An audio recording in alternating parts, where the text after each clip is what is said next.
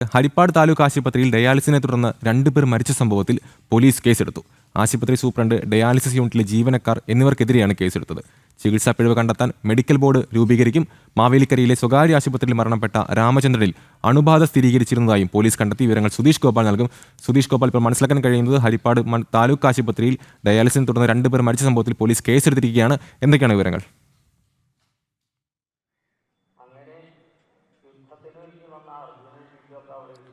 കഴിഞ്ഞ തിങ്കളാഴ്ച നടന്ന ഡയാലിസിസിനിടയിലാണ് നിരവധി 3 രോഗികൾക്ക് പ്രധാനമായും ഇത്തരത്തിൽ ആരോഗ്യ പ്രശ്നങ്ങൾ ഉണ്ടാവുകയും അതിൽ 2 പേര് മരണപ്പെടുകയും ചെയ്തത്.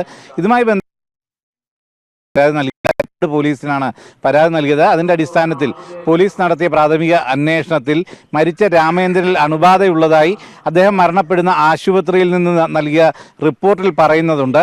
അത് DMOയ്ക്ക് കൈമാറിയിട്ടുണ്ട്. ഇതിൻ്റെ അടിസ്ഥാനത്തിലാണ് ഇപ്പോൾ ചികിത്സാ പിഴവിന് കേസെടുത്തിട്ടുള്ളത്. അതിനു പുറമെ ഇതുമായി ബന്ധപ്പെട്ട് കൂടുതൽ സ്ഥിരീകരണം ഉണ്ടാകുന്നതിന് വേണ്ടി ഒരു മെഡിക്കൽ ബോർഡ് രൂപീകരിക്കണമെന്നാവശ്യപ്പെട്ട് DMOയ്ക്ക് കത്ത് നൽകുകയാണ്. അതോടൊപ്പം തന്നെ അതിലൊരു നിയമ ഉപദേഷ്ടാവിനെ കൂടി വെക്കണം, നിയമ വിദഗ്ധനെ കൂടി ഉൾപ്പെടുത്തണമെന്ന ആവശ്യമാണ് പോലീസ് മുന്നോട്ട് വെക്കുന്നത്. ഇതിൻ്റെ അടിസ്ഥാനത്തിൽ ഈ ചികിത്സാ പിഴവ് കണ്ടെത്തിയാൽ അതിനെ തുടർന്ന് മാത്രമാവും അറസ്റ്റ് അടക്കമുള്ള നടപടികളിലേക്ക് കടക്കുക. ഇപ്പോൾ ആശുപത്രി സൂപ്രണ്ടിനും അതോടൊപ്പം തന്നെ ഈ ഡയാലിസിസ് യൂണിറ്റിലെ ജീവനക്കാർക്കുമെതിരെയാണ് പോലീസ് കേസെടുത്തിട്ടുള്ളത്. ചികിത്സാ പിഴവാണ് ചുമത്തിയിരിക്കുന്ന കുറ്റം.